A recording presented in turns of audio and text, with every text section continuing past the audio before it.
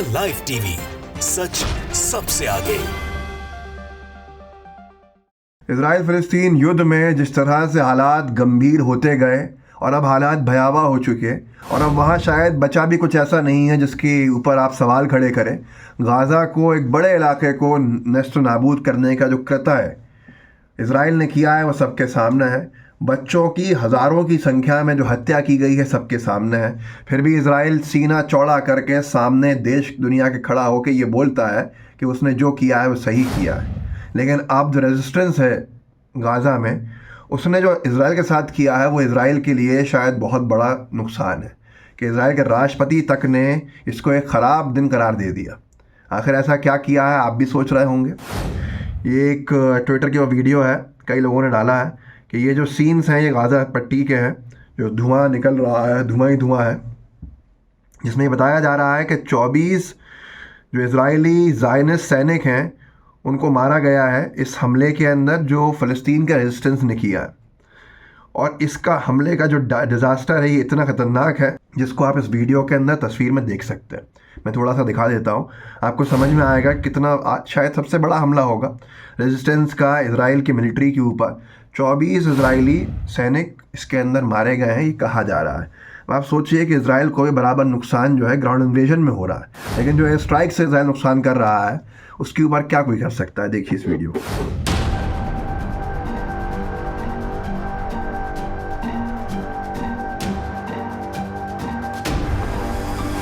तो जो वीडियो आपने देखा उसमें आप सोच सकते हैं कि कितना बड़ा धमाका रेजिस्टेंस की तरफ से किया गया है। और जब युद्ध होता है तो नुकसान ऐसे ही होता है। इसीलिए भारत सरकार ने भी ऑफिशियल स्टैंड अपना यही रखा कि युद्ध रुकना चाहिए पहले दिन से, और फ़िलिस्तीन को एक आज़ाद देश के रूप में तयशुदा बाउंड्रीज़ जो डिफ़ाइन हो, ऐसी बाउंड्रीज़ के साथ, उसकी आज़ादी के साथ इजराइल और फ़िलिस्तीन के बीच 2 नेशन थ्योरी के ऊपर समझौता होना चाहिए।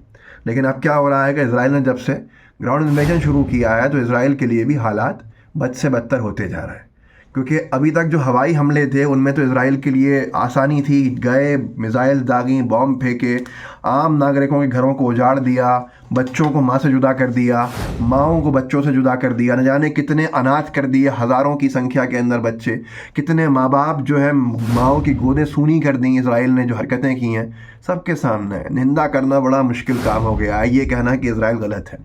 लेकिन अब जब इजराइल को रेजिस्टेंस का शिकार होना पड़ रहा है तो उसके कई सैनिक तो मैदान छोड़ के भागने को तैयार खड़े हैं, कई जगह से विड्रॉवल भी है। ये RT उर्दू ने पूरी तस्वीरें छापी हैं, एक न्यूज़ हैंडल है ट्विटर का, उन्होंने लिखा है कि जो संख्या है वो बढ़ती ही जा रही है। जो कल के हमले में कसाम ब्रिगेड के ने जो हमले में मारा है इजरायली सैनिकों को, अभी तक कहा जा रहा है कि 24 हो चुके हैं, और कुछ इजरायली मीडिया कह रहा है कि 28 सैनिक इजराइल के मारे गए। ये कोलाज है, ये तस्वीर है, आप देख सकते हैं, ये 24 सैनिकों की तस्वीर है और ये पक्का मारे गए हैं इस पूरे युद्ध में।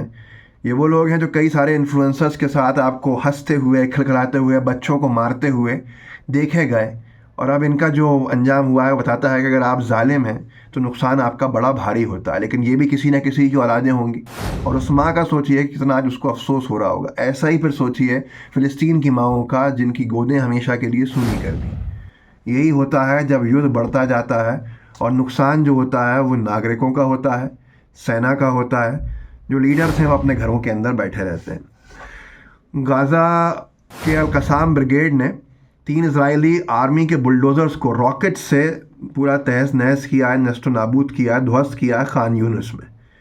इसकी तस्वीर आप देख सकते हैं, ये भी एक सोशल मीडिया के ऊपर डली हुई है। देखिए इस तस्वीर को मैंने कह दिया लगाने के लिए, आपके सामने होगा। इजरायली प्रेसिडेंट ने भी इस पूरे के पूरे जो कुछ हुआ है उसके बारे में कहा है कि ये बड़ा ख़राब दिन है इजराइल के इतिहास में।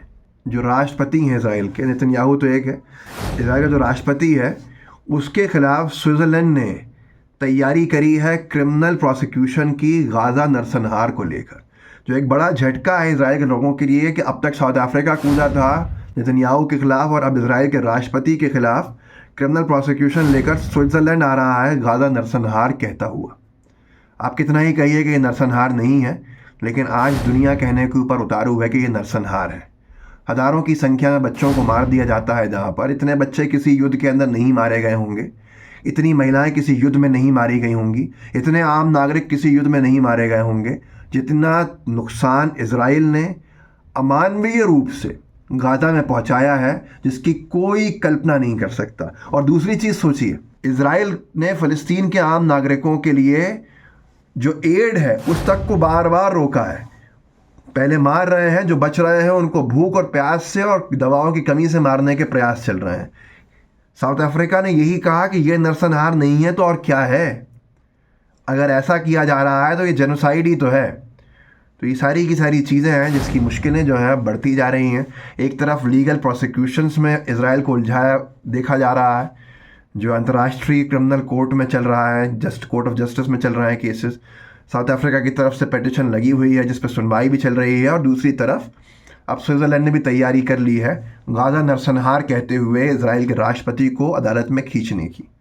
तो ये सारी चीज़ें हैं जो आपके सामने। और कसाम ब्रिगेड जिस तरह से ग्राउंड इन्वेजन में इजराइल की नींद उड़ा के रखी हुई है, ये बताता है कि आप एक हद तक दबाते हैं किसी को, जब वो रीबटल का टाइम आता है और जब वो तैयारी वापस करता है जिसको परेशान किया जाता है पीड़ित को, तो फिर नुकसान दोनों तरफ का होने लगता है। ये बहुत सारे लोगों ने कहा था कि ग्राउंड इन्वेजन इजराइल के लिए बहुत मुश्किल होगा, एयर स्ट्राइक्स भले ही आसान हो, और एयर स्ट्राइक से तबाह कर दिया गाजा की पट्टी को, लेकिन ग्राउंड इन्वेजन में इजराइल कहीं ना कहीं फंसा हुआ है। नुकसान आज ही पहुंचा रहा है, तबाही आज ही मचा रहा है। खान यूनुस जैसा इलाका सबसे ज़्यादा पीड़ित है। राफा की बॉर्डर से कितनी मुश्किल से ह्यूमैनिटेरियन एड अंदर जा पा रही है, ये सब भी जानते हैं। कम्युनिकेशंस को नष्ट करने का काम हमेशा किया है इजराइल ने गाजा में, ये भी सबके सामने।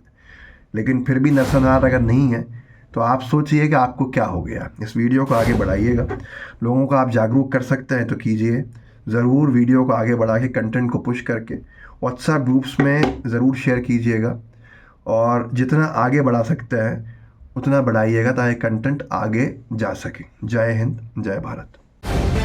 द लाइव टीवी, सच सबसे आगे।